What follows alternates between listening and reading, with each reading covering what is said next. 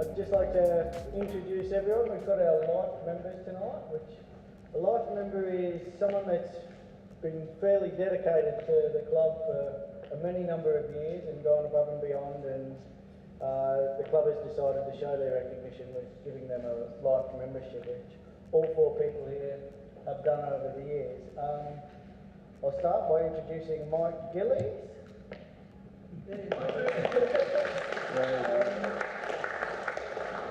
Mike is one of our founding members of the club in 1974. The club was founded, and is also a magazine editor for approximately 15 years or so.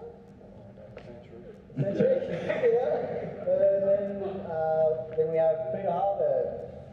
Yeah, the engineer. Peter was president from 1984 to 87, Motorsport Championship of 86. He's a well-known car collector of Brisbane and probably a bit further than Brisbane. Quick list of cars Peter's owned, or does own or has owned over the years: 91730, 959, Jägermeister 962, Carrera GT 904, Rothmans 956, Blaupunkt 962, and most importantly, owner of my dream car, Louisa PX 718 RSK. That's the best car on earth. That's Peter. Next we have Peter Haise. Peter Haise was president from 1987 to 89, motorsport champion of 88 and 89, and Peter Haise also had a repair workshop in Brisbane called Ace Race. Yeah, that's Peter. And number 4 we have Phil Hart down the end. He was president from 91 to 94, motorsport champion of 90, 91, 92 and 93. He's been very much involved in the Porsche Nationals, and also always good in motor corners and nav runs, thanks to his wife Gail's expert navigating. And he has also done many Target Tasmanias in his GT3. So that's Phil Hart. Yeah, so let's start with the typical first question, guys. What got all of you interested in Porsche? Who's going to start? Okay. The sports car world back in the 1960, 58, 59, 60, you all remember that, of course. It was the motor car magazine, and it had on the front cover a photo under the Sydney Harbour Bridge of a speedster, a cabriolet and a coupe, and I just thought they were magnificent cars. And I read even before I read the test results on it, and I don't know, it just switched me on. I wanted one. My first experience was actually at high school. It was a sports afternoon, we're down on the oval, and this little silver, I thought it was a stretched Volkswagen, went roaring along the road in front of me, and I was instantly smitten by the shape and the sound of this car. And it was a 356 owned by the university architect at the time. Anyway, it was a Super 90, and as it turned out, I eventually bought that car, and it was my first Porsche in 1972.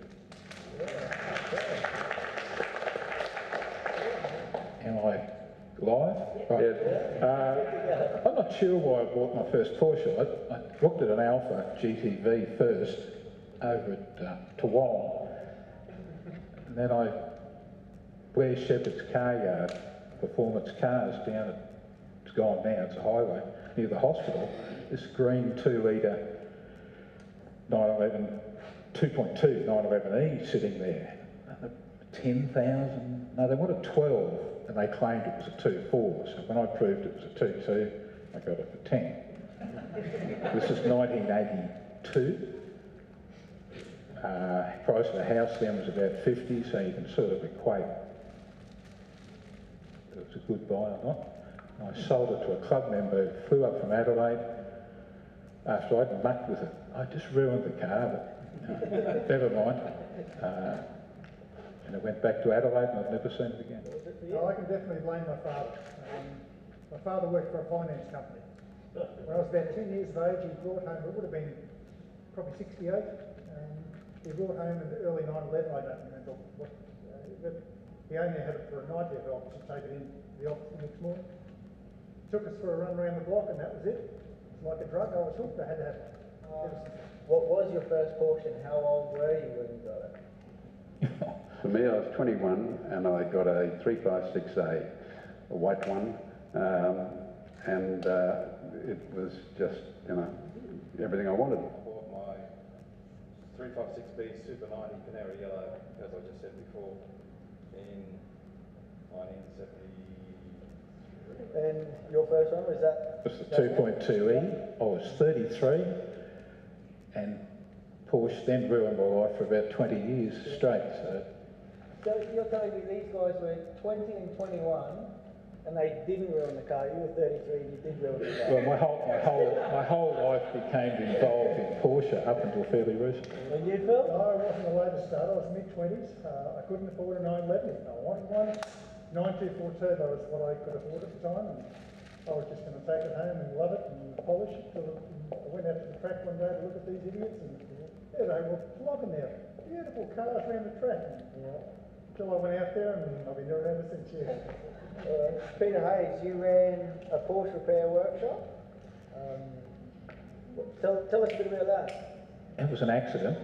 It was a hobby that got out of control. It sort of helped fund motor racing. When it started to get out of control, I gave it away because it was just too hard. I did a lot of work with customers. They'd come in, they'd muck with their car in the hoist and do whatever, which you don't get rich doing that sort of thing. But I did that, I don't know, it started one day at Indy, we had the motor out of the car, and a guy with a turbo who was racing in the category said, "Hey, I want you to work on my car." And it sort of started from there. It was only towards the end I had a proper shed with a proper hoist. Also, has there been any interesting changes in the club over the years? Did it start out as more... Well, you know, if we got 20 people, if we had 20 members, we'd got 360 now. 500. 500, It says okay. 500 now, is it correct? Yep. Yeah, over 500. Yeah, over 330 memberships and over 520 members. That's more than we have, yeah. We have. You still have a bucket list Porsche thing you'd like to tick off? So it's a bucket list thing? Divorces on the cards. I've made promises I've got to keep. You've done quite a few target test matches already? Been there, done that, yeah. What's that? I've done 6 target tests. Looking forward to that. That's always a bucket list. No, I raced in the Group C series in Europe for 3 years. Not every race, but I had a 962, one and then a different one. And that was thrilling. They're the Le Mans cars of the 80s, but Group C includes the Nissan, which were later, and the Mercedes, and they were quicker because they were later in the series of Group C, but very often they didn't finish, and so, you know, I managed to get a podium occasionally. I think that's about it. Can we all give a round of A couple of weeks ago I was in Adelaide and we stayed with Tim Linus and drank copious quantities of wine, but you know, I still see these people now after sort of like, what are the maths, but a long time ago. The thing that I found about having a Porsche is it's a bit like joining a family, and so sometimes you see a family member every week, sometimes you don't see them for years, and then, you know, they come back and it's just like it was before.